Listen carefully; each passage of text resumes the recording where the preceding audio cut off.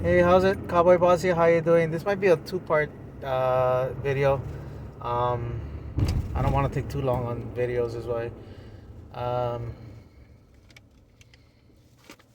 so yeah, this is my overall thoughts on the draft. I know I said I was gonna get them done by Sunday, but when she calls, she's the she's the most important thing, and all that. Anyway, as far as the draft goes, um, there's a lot of like because Patrick Sertan was probably the most logical pick, and all that. But so the hype was kind of gone with that being said. But then drafting Mika Parsons, who's a talented kid, uh, you know, and yes, do they have a little off the field concerns? Yeah, but he has a chance to prove himself and all that. So, but there is a lot of optimism, if I may say. May not be the hype, but the optimism is there. And when bottom line comes down to, if they produce, they get us wins. That makes them a better draft pick. So yeah. um, yeah, I'm gonna go through the first two rounds, and then I'm gonna cut to another video for the rest of the, and maybe talk a little bit about the undrafted free agents. So again, Micah Parsons, he putting a lot of guys on notice. I mean, Jalen Smith, he has a contract that is like, if we can save some money, if Micah Parsons really works out, he can he can hit hard like Jalen. He can rush the passer like how Jalen has done from time to time. But he's a better cover guy, and he's more athletic as well too, which is unfortunate for Jalen. I mean, I love the story, but we need we want to win too. So yeah. LVE, the reason why the part of the reason why with losing Sean Lee, retirement and all that, and then LVE kind of inherited that same reputation of being injured too much. It's that says a lot. So them declining the 5th year option though is more like, man, we're not gonna pay you all that money if you're gonna be on the sideline. And so they can work on another kind of extension deal for his second contract and all that, and give him something. But yeah. So yeah, but again, Miko Parsons is gonna be gonna really push the starters as far as that goes. Second round, Kelvin Joseph. More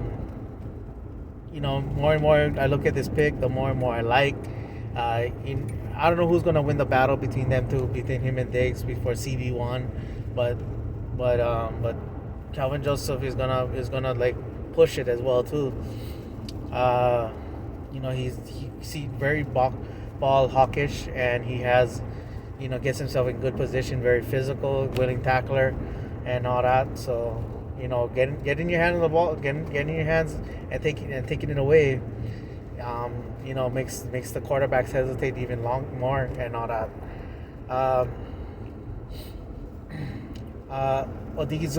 Osa Odigizua, maybe he the reason, because you hear that. What I saw is that he was, taking on a lot of double teams, so maybe that's why I love Antoine Woods. Like he came out of nowhere. He was just like a guy that seemed like we was like a take a look and see kind of guy, but then he ended up being a starter for us, for the last couple of years, and he may not have the great stats, but he helped the team. Like I always see Antoine Woods as a guy like, hey, get somebody better in front of him, and he's gonna be a great depth guy. Put him as a starter is kind of like, man, you put an expectation on a guy that doesn't have what we are looking for. So yeah, and then Tristan Hill. I mean, I'm glad that he seemed more mature But we don't want time for wait till he gets there. We need him now, and Digizuwa can provide that and everything. Um, Chauncey Golston again, competition.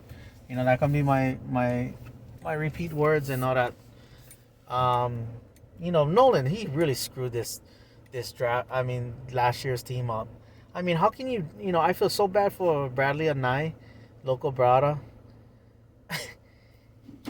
How you draft him in a scheme that you were trying to fit for him and all that, to see him as fit and not even get him on the field. That is beyond right there to me. Not even dressing him, that was bad. And then again with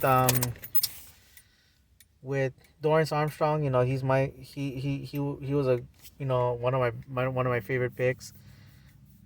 He hasn't progressed the way I wanted, so again, if Chauncey Golston comes in and he balls out, then then how can I argue for keeping, what justification I can give to get